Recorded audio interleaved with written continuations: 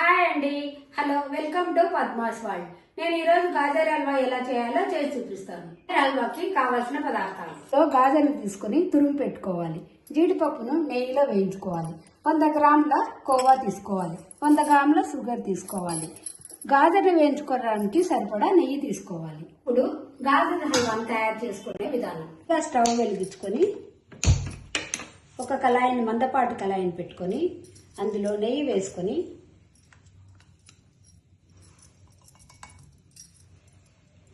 నెయ్యిని కరిగేంత వరకు వేడి చేసుకోవాలి.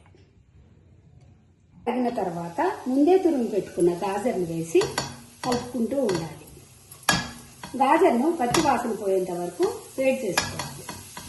మధ్య మధ్యలో కలుపుతూ మగ్గిందో లేదో చూసుకోవాలి. కనీసము 10 నిమిషాలైనా టైం పడుతుంది మగ్గడానికి. ఒక్కసారి బాగా కలుపుకొని మూత పెట్టుకొని మగ్గనిచ్చుకోవాలి. తీసి క్యారెట్ మగ్గిందో లేదో చూసుకొని, క్యారెట్ బాగా మగ్గిపోయింది. ఇప్పుడు మనము స్టవ్ని సిమ్ చేసుకొని కోవా యాడ్ చేయాలి. కోవా లేకపోతే పాలు కూడా చేసుకోవచ్చు. హీట్ చేస్తే కోవా అంతా మెల్ట్ అవుతుంది.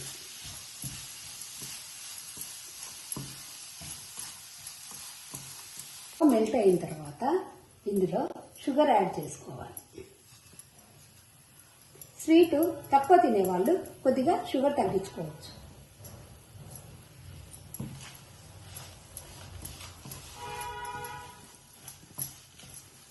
షుగర్ కరిగేంత వరకు కలుపుకుంటూనే ఉండాలి.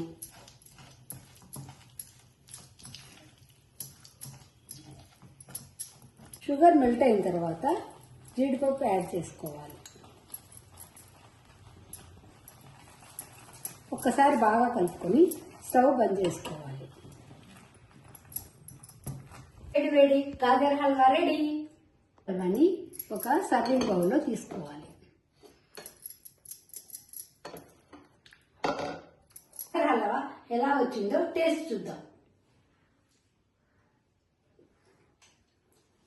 సూపర్! నాకు చాలా బాగా వచ్చింది. మీరు కూడా ఒకసారి ట్రై చేసి ఎలా వచ్చిందో నాకు కామెంట్ చేయండి. Like, share, subscribe to my YouTube channel, Padma's World.